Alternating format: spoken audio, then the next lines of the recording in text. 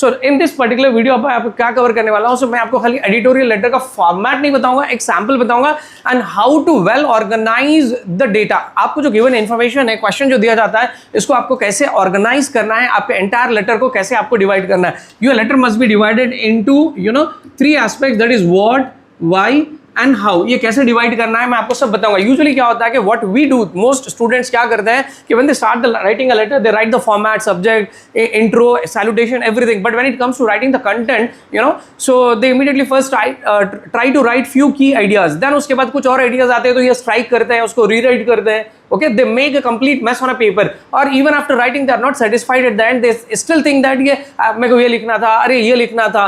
So in order to avoid all those difficulties और the challenges को avoid करने के लिए आपको कंटेंट को कैसे ऑर्गेनाइज करना है मैं आपको यहाँ पे कवर करने वाला हूँ, right. So before we begin with the format and all, I will read out the question, क्योंकि ये एडिटोरियल लेटर्स मोस्टली 90% आपको कॉन्टेक्चुअल पूछा जा रहा है, आपकी टेक्स्ट बुक के क्वेश्चंस लेके पूछा जा रहा है। So I have an editorial letter which have been asked in the previous June 2023। मैं इसका क्वेश्चन पढ़ता हूँ and you are very lucky to write so, क्योंकि यहाँ पे आपको इन्फॉर्मेशन आइडियाज दिए जा रहे हैं। So here the bulleted points are the ideas mentioned in the question, but question में पढ़ रहा हूँ, ध्यान से सुनिए। Older members of a family bring wisdom, calmness, dependability and unconditional love that shapes the future of our generations। ये एक एक सेंटेंस को आपको ध्यान देना है, आपको इसका मेन जो कंटेंट होता है, देखो it's very easy when it comes to letter and in addition to this the information that is provided, क्योंकि ये जो इंफॉर्मेशन है इसी को यूज करते हुए आपको आपका कंटेंट मेन बॉडी लिखना है। देखो कंसर्न है कि कंटेंट कैसे लिखे, मेन बॉडी आपका लेटर का कंटेंट कहां से आना चाहिए। So it's not at all a big deal, the information that is provided to you in the form of the key ideas as well as in the question that is being given in the form of a paragraph, उसी को लेना है, reframe करके लिखना है। कैसे organise करना है, let us see. So first sentence I read again. Older members of a family bring wisdom, calmness, dependability and unconditional love that shapes the future of younger generations. को younger generations को ये लोग ये सब चीजें पहुंचाते हैं, हमारे elderly people. And in today's busy world, we come across families where the senior citizens are either neglected or thrown out of the house or sent to an old age home, right? So this has become a trend, isn't it? ये trend हो चुकी है। The senior citizens has every right to be free from discrimination. So इनके साथ जो discriminations, जो differences observe किया जा रहा है, they have a right to be free from all those discriminations. Okay, this was the initial information. Then now instruction, आपका question ये है, write a letter to the editor of a local newspaper bringing an awareness। अब ध्यान से सुनिए, ये point आपको ध्यान में रखना है कि why are we writing the letter? To bring awareness of the need to protect the senior citizens. Okay, so senior citizen को protect करने के लिए क्या need है, why, तो that's going to become your why to write a letter। तो ये आपका why कवर करेगा। Okay, what will be covered here in the subject which I am going to tell you, and it has been already covered in the previous paragraph. Now they say further as a part of the question, you may use the following ideas. These are the ideas provided to us. Let's once read them. Staying mobile, I mean like जो awareness आप जो create करने वाले हैं, जो आपके main content में आप जो लिखने वाले हो ना, यानी कि देखो वाई यहाँ पे आ गया, वाई यहाँ पे कवर हो गया। वाई क्या था कि the need to create, okay, the need to create awareness, that is the need to protect and support the senior citizen, that is why. Okay, and it also covers what that is going to be covered here in the main content initially. I'll show you how it has to be organized, and then how has to be done. So how again ideas are given. तो आपको क्या करना है, बस ये ideas को लेके आपको थोड़ा सा एलॉबरेट करना है, थोड़ा सा सेंटेंसेस फ्रेम करना है अपने वर्ड्स में, वर्ड फॉर वर्ड कॉपी नहीं करना, अपना इंटरप्रिटेशन आपको देखना है। देखो how it has to be done, how they has to be protected, it is been given. Staying mobile here refers to movable. Okay, they will be given the mobility. They should not be made to sit in a single room, एक जगह डाल दिया उनको बंद कर दिया, ऐसा नहीं करना चाहिए। Then getting personal care. If they need a personal care, obviously when they get elderly, तो उनको personal care की बहुत आवश्यकता होती है, especially hygiene maintain करने में, right? Then managing medical care, okay, because many of them are suffering with some health issues, so उनको medical care चाहिए। Getting proper nutritious, उनको balanced diet भी चाहिए। देखो मैं क्या कर रहा हूँ कि ये वर्ड्स के साथ मैं दूसरे वर्ड्स यूज कर रहा हूँ, तो आपको आइडिया लेना है, अब आपको दूसरा कुछ उसके साथ ऐड करके कुछ लिखना है। और otherwise some of you who cannot write, so at last resort आप क्या कर सकते हो, इसी को सेंटेंस बना के लिख सकते हो, लास्ट मिनट रिसोर्ट है, but again you will not get full marks for if you are same writing word for word. चलो आगे जाते हैं। Then engaging in activities and recreation, तो इससे हमको आइडियाज लेना है, ठीक है। So what exactly the ideas have been covered, तो यहाँ पे क्या कवर हुआ, अगर आपने सोचा तो यहाँ पे उनके फिजिकल हेल्थ की बात हो रही है, okay, staying mobile, if they move it's better for their health, getting personal attention or personal care, उनकी medical treatments, all these, even the food, okay, तो उनकी physical needs यहाँ पे हो गई, यहाँ पे उनके emotional और mental needs की बात हो रही है, okay, engaging in activities, okay, that keeps them, you know, refreshed, recreation, उनको emotional feel, देखो 3 areas यहाँ पे cover हो रहे हैं, tricolon formula, head, hand and heart, यानी उनकी physical areas, उनके bodily needs, that is medical, food, proper nutrition, balanced diet, as well as their emotional bonding उनको चाहिए, समझ रहे हो ना?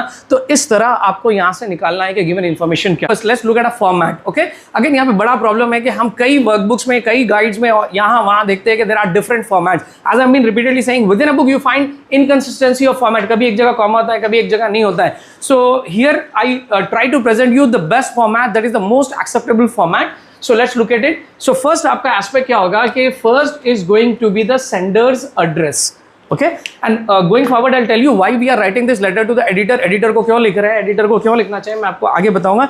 So पहले ये देखिए कि यहाँ पे क्या cover हो रहा है, sender's address, okay?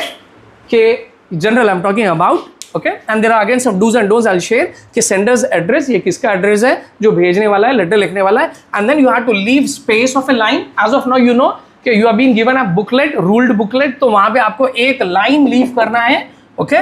And then again a date, this is going to be the date, format of a date, ये follow करना है आपको. And this is the receiver's address, okay? That is obviously the receiver in this case is who? It's an editor, okay? Then comes the subject, okay? We are first talking about a format. Then comes the salutation. This is a salutation. And then it follows by the content, the body of the letter, okay? You need to remember all these sequence, आपको याद रहना जरूरी है. So sender's address में अब यहाँ क्या cover होगा कि who is the one who is writing. So this is our name. As you know, we are not going to reveal our identity. तो हमारी आइडेंटिटी रिवील नहीं करेंगे, आपको यहाँ पे ABC या XXX लिखना है. तो इसमें एक और प्रॉब्लम ये होता है कि कुछ बच्चे क्या करते हैं, ये दे इमीडिएटली राइट XXX, तो ये इतनी स्पेस खाली दिखती है, it looks little untidy. To make it look more you know attractive, so try to utilise the space. ये पूरा स्पेस कवर करिए, okay? And then let me first tell you okay, you need to follow everything in the left alignment. No indentations, no right को थोड़ा लिखना है, comma लिखना है, इधर शुरू करना है, वो indentations कुछ भी नहीं है. As per the latest format, everything has to be left aligned in English, okay? So ये पूरा left alignment है. तो ये हमारा name हो गया, then the house number, okay, random house number, you can write any house number, don't reveal again yours. And then the locality where you live, it's Gandhinagar, and the city. It's not mandatory to write Hyderabad, you can write any town or any city followed by a pin code. So no need to write the entire pin code. If it's Hyderabad, the 5 lakh is the common word for Hyderabad, then the last digit, the single or the 2 digit of Hyderabad, or your own town you can also write, not a problem. So यहाँ देखिए ये पूरा left aligned हुआ, there are no commas, okay? And again remember, the address should be confined to a max of 4 to 5 extreme cases है 4 lines में आपका address खत्म हो जाना चाहिए, okay? It should not extend beyond this, क्योंकि अगर आप 5 लाइन्स लिखते हो, 6 लाइन्स आप एड्रेस को ड्रैग करोगे, सो आपका पेज जहाँ से शुरू होता है, I mean like first page में, first of all you have to start your letter, okay? Any other discourse, whether it's a minor or major, you have to start at a fresh page. Previous page में अगर कोई space भी हो तो you have to omit, I mean like ignore it, omit it, और नए page में आ जाइए. तो नए पेज में आपकी सिर्फ ये एड्रेस कोई जगह चले जाइए, आपका कंटेंट ये एक लाइन भी स्टार्ट नहीं होगी. But okay, to see to it that कि यहाँ पे कुछ स्टार्ट हो तो इसको 4 लाइन्स में रेस्ट्रिक्ट करिए, leave 1 line space and the date, this format of a date, don't write the other dates that you regularly write in your notebook, leave a line again the to address, that is receiver address. तो to address में हमको ध्यान देना है कि to let word specs explicitly, to word नहीं लिखना चाहिए, directly start the editor. Editor of what? Editor यानी लोकल न्यूज़पेपर आपके बुक में कहा गया, आपकी मर्जी, आप कुछ भी लिख लो, टाइम्स ऑफ इंडिया लिख लो, यू नो डेक्कन क्रॉनिकल लिख लो, इंडियन एक्सप्रेस लिख लो, कुछ भी चलेगा. Then where is it? MG road, I road MG road, Mahatma Gandhi road, you can write any area, okay? And then the city, maybe you are living in a same city or a town, or you can write it from other town as well, but the pin code should differ. It was 9 and it is 5, not necessarily 5, you can write any other. So you have receiver's address. Then again leave a line, subject, okay? Subject is what, okay? It gives a brief description, an idea about what the letter is, okay? And it should be a crisp, it should not be a descriptive, and remember it should be, you know, within 1 line, एक line में खत्म होना चाहिए. सो देखो, as in this particular case we are writing regarding, in short आप लिख सकते हो, डॉट लिखना है यहाँ पे, ये उसका कॉन्ट्रैक्टेड फॉर्म है, regarding hyphen, regarding what, the need to protect and support senior citizens. Okay, so according to the given context, and you can also underline this particular subject using a pencil. Fine. So अब आगे जाते हैं. Now coming to the salutation, I wrote here dear sir, you can write it. Unlike अगर आप school के कोई teachers या principles किसी को एड्रेस करते हो तो you can't use dear, you have to be very very formal. In that case you have to write respected sir, respected madam. Here this is acceptable. If you want here you can also write respected भी लिख सकते हो. Okay, and here comes the first comma. Okay, यहाँ पे comma introduce होता है तो यहाँ पे आप कॉमा लिख सकते हो, dear sir. Okay, comma. Then अब यहाँ पे पहले हमको क्या करना चाहिए, usually when we begin a letter you have to introduce who you are. Okay, the first thing that has to be cover कि who you are, just in a line, don't give you much details, personal details नहीं देना है. Who you are and then why are you writing the letter.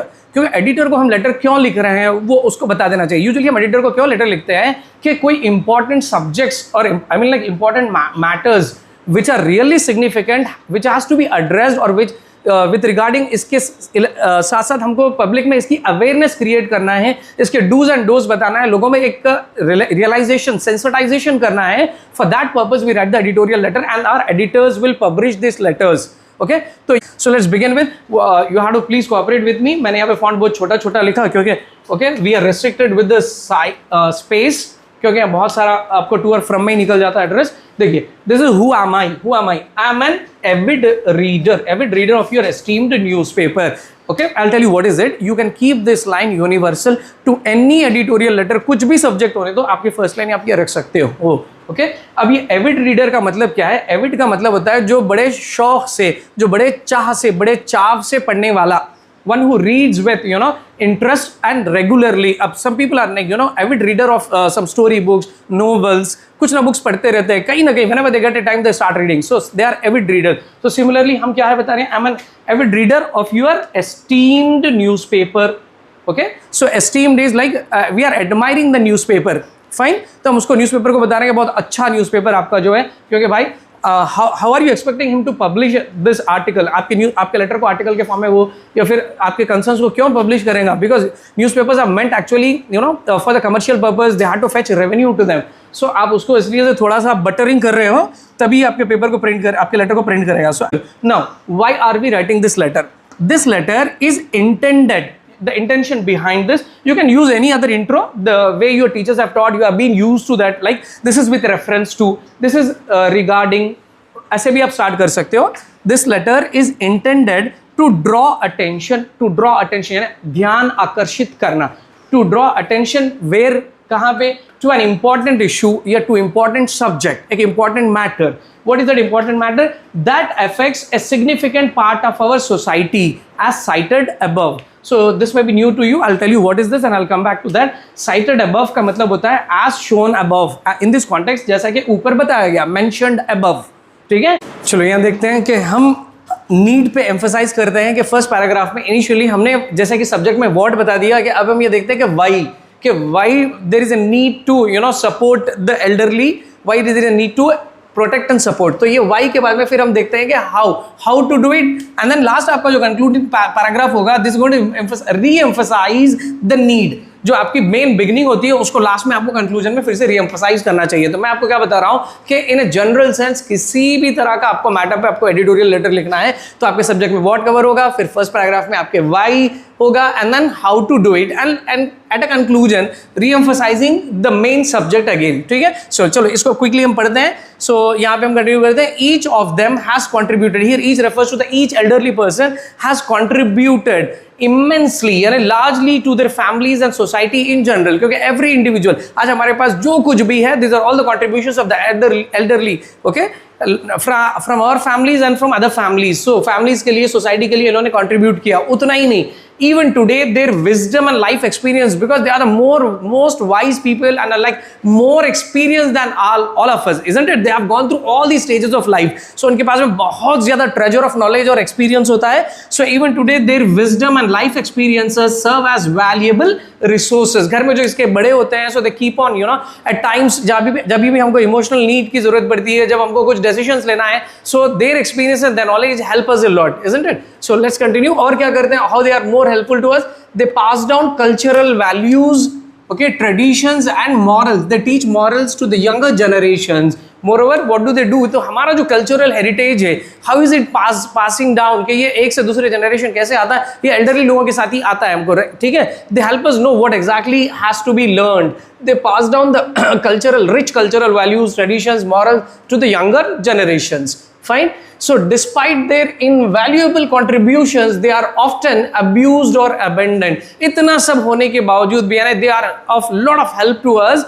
So इसके बावजूद भी, despite this, they are being often abused or they are abandoned. They are left at old age homes and all, or they are left on the streets, and many of them at the government hospitals. They are not taken back. इनको वापस ले जाया नहीं जाता कई ऐसे cases है.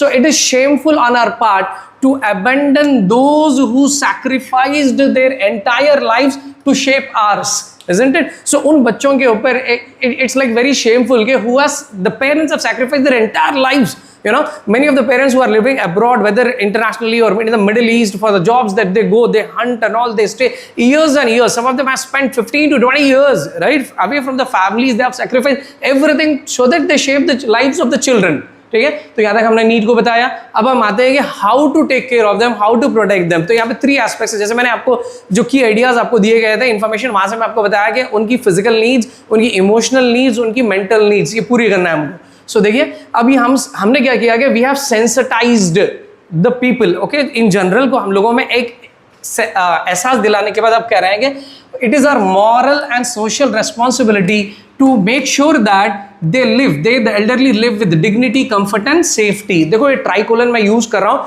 ट्राइकोलन का मतलब होता है कि 3 वर्ड्स और 3 phrases in a sequence we use, okay, to reemphasize on a particular aspect पर रीएम्फसाइज करने, उसको ट्राइकोलन कहते हैं. यानी कहीं पे भी आपको 3 वर्ड्स के कॉम्बिनेशन लिखना, this is very helpful. Any other time we will discuss more about it. So एक और चीज देखिए कि मैं यहाँ पे रेड से जो अंडरलाइन कर रहा हूँ, these are the key words. Even in your exams you can underline the main words, the keywords are the key ideas. So ये हमारा मॉरल और सोशल कर्तव्य है कि हमारा ड्यूटी है to see that कि they live a life with dignity, they are not abused or okay look down. So they live a comfortable life and they are secure, they feel secure. ठीक है.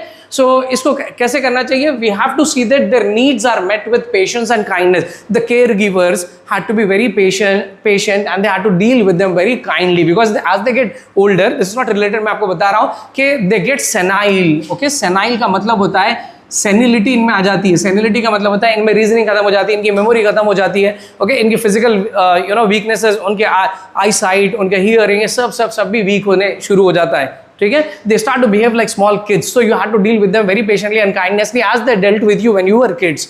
सो they must be provided with, अब देखिए, अब यहाँ पे intro था कि अब उनको क्या क्या देना चाहिए. दे must be provided with A nutritious diet, okay, food and routine health checkups must be done. तो इनके लिए रूटीन हेल्थ चेकअप्स भी होना है, न्यूट्रिशियस डाइट होनी है. Furthermore engaging them in recreational activities, that is outing, outdoor वगैरह, इनको बाहर ले जाना चाहिए. और सोशल एंड कम्युनिटी गैदरिंग्स जो होते हैं, सोशल गैदरिंग, कोई फंक्शंस, फेस्टिवल्स, मोस्टली इन लोगों को क्या जाता है कि घर पे अकेले छोड़ के जाते हैं ना, तो ऐसे नहीं करना चाहिए. सो इनको सोशल और कम्युनिटी गैदरिंग्स में इनको इन्वॉल्व करना चाहिए, सो दैट इट बूस्ट और improve their mental and emotional health. इनकी फिजिकल नीड्स खाने देने से नहीं होता, इनकी mental and emotional needs also have to be met. Okay, going forward. Additionally, और आप I think you are noticing, जैसे आपको और बोलना है हिंदी में, जैसे हम और कहते हैं, सो ये furthermore, additionally, you can use these adverbs. अब ये एडवर्ब्स लगा सकते हो. Okay, additionally, no need to underline this. For additionally, personal care should be given to those who live alone or have health issues. So again, in particular, के कुछ लोगों के health issues होते हैं, like they are paralyzed, they are bedridden. So उनके लिए personal care लिया जाना चाहिए. ठीक है. So finally, last but not least, so thus we must create a supportive environment. उनके लिए एक अच्छा सा supportive environment create करना चाहिए. You, your children, everybody. Okay, I mean like the children of these elderly must create a supportive environment that respects and cares for them. ठीक है. सो ये कवर हो गया. अब लास्ट में हम फिर से रीएम्फसाइज कर रहे हैं. सो आई फील दिस, अब यहाँ पे आप लोगों को एड्रेस कर रहे हो directly. I feel this encourages more people to realize the importance of protecting our elders and seeking their blessings for our prosperity. Okay, this is a win-win situation. Okay, this letter is meant to encourage more people or come forward or to realize the importance of protecting our elders. Okay, protecting our elders, and at the same time, if you do so, you are getting the blessings, and they are necessary, they are essential for your prosperity. Okay आपके विकास, आपके प्रगति के लिए आपको इनकी blessings, इनके आशीर्वाद, इनकी दुआ बहुत जरूरी होती है। Then let's conclude. अब यहाँ पे जो अब हम क्या चाह रहे हैं कि what editor is suppose to do for us, how he should help. तो ये तो आपका जितना भी आपने यहाँ कंटेंट लिखा, you have address the people in general. So अब एडिटर से क्या एक्सपेक्ट कर रहे हो? Thus I hope that my letter would find some space in any column of your esteemed newspaper। ये जो मैं blue line आपको underline कर रहा हूँ, this is going to be the common line for all the editorial letters, and please do not use the word directly publish, print, ऐसे नहीं लिखो।